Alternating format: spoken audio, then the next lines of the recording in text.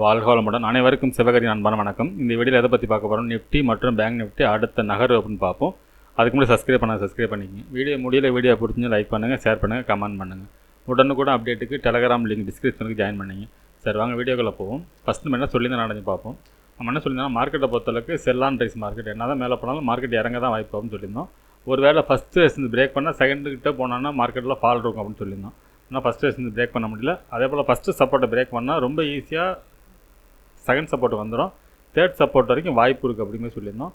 நம்ம சொன்ன மாதிரி ஃபஸ்ட்டு சப்போர்ட்டை பிரேக் பண்ணாங்க. மார்க்கெட்டை பொறுத்தளவுக்கு செகண்ட் சப்போர்ட்டுக்கு நியரஸ்ட்டு வந்து மார்க்கெட் க்ளோஸ் ஆகிருக்கு. சரி, ஓகே, பேங்க் நிஃப்டி பார்ப்போம். ஃப்ரெண்ட்ஸ், பேங்க் நிஃப்டி வச்சுருக்கோம்.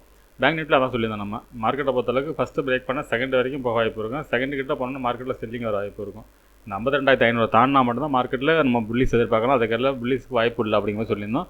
மார்க்கெட் அதில் ஃபஸ்ட்டு சப்போர்ட்டை பிரேக் பண்ணிச்சுன்னா மார்க்கெட்டை பொறுத்தவரைக்கும் செகண்ட் சப்போர்ட் வரைக்கும் வரதுக்கு வாய்ப்பு அப்படின்னு சொல்லியிருந்தோம். செகண்ட் சப்போர்ட்டுக்கு நியரஸ்ட் வந்து 40 பாயிண்டில் மிஸ் ஆகிடுச்சு அந்த டார்கெட் ரீச் ஆகிறதுக்கு. சார், ஓகே, சென்செக்ஸ் பார்ப்போம். ஃப்ரெண்ட்ஸ், சென்செக்ஸ் வச்சுருக்கோம். நம்ம அதில் வந்து தேர்ட் ரெசிஸ்டன்ஸ் போடல, ஏன்னா தாண்டாது நல்லா தெரியும், அதனால் வந்து வேணான்னு போடவே இல்லை. அதை போல் வந்து ஃபஸ்ட்டு ரெசிஸ்டன்ஸ் தாண்டவும் இல்லை.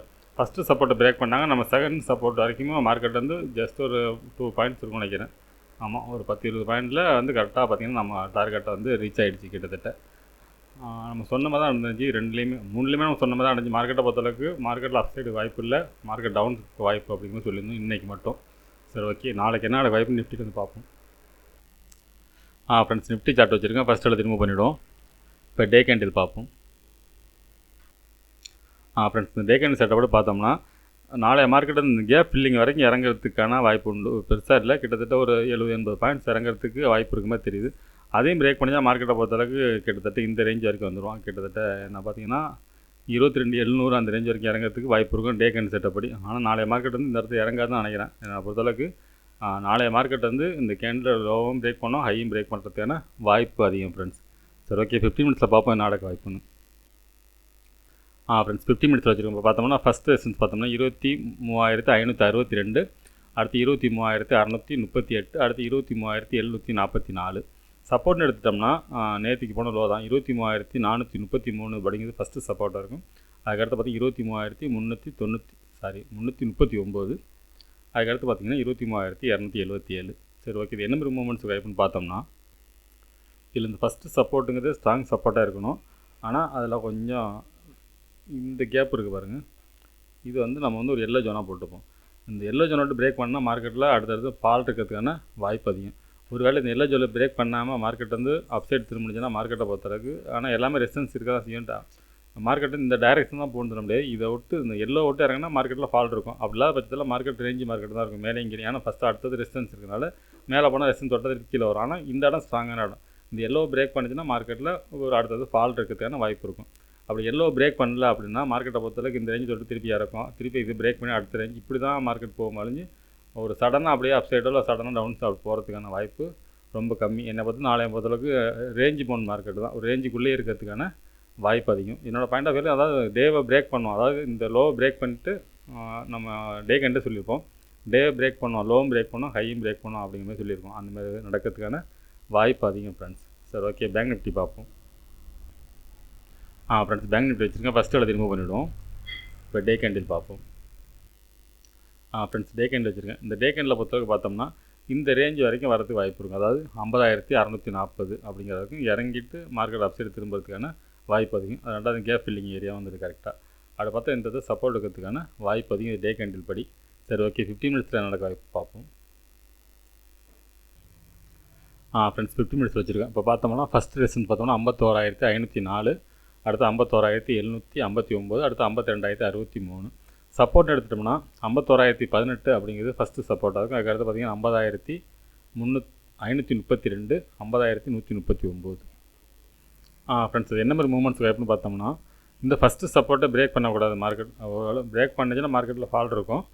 அதை போல் பார்த்திங்கன்னா ஃபஸ்ட்டு சப்போர்ட் இந்த இடம் பார்க்க வேண்டியது இப்போ வந்து நமக்கு ஸ்ட்ராங் சப்போர்ட் ஏரியா தான் பார்க்கணும், ரெசிஸ்டன்ஸ் ஏரியா இப்போ வேண்டியில்லை. இந்த சப்போர்ட்டை பிரேக் பண்ணாமல், ஏன்னா மார்க்கெட் வந்து 2 நாள் ஒரு செல்லிங் தான், அடுத்தது ஃபுல் செல்லிங் நான் சொல்லவே இல்லை. 2 நாள் இறக்கும், அடுத்து ஏற்றத்தான் வாய்ப்பு அதிகம். அது வந்து எப்படி பார்த்தா இந்த இடத்த பிரேக் பண்ணாமல் இருக்கணும். இந்த ஃபஸ்ட்டு சப்போர்ட்டை பிரேக் பண்ணாமல் இருக்கும் பட்சத்தில் மார்க்கெட் திருப்பி அப்சைடு திரும்புறதுக்கான வாய்ப்பு அதிகம். ஃப்ரெண்ட்ஸ், அப்படி பார்த்தாலும் டக்குன்னு வேகமாக போயிருமான்னு பார்த்தா போகிறதுக்கு வாய்ப்பு இல்லை, வெறும் தடங்கள் தான் இருக்குது. நமக்கு வந்து அடுத்தது ரெசிஸ்டன்ஸ் இருக்குது.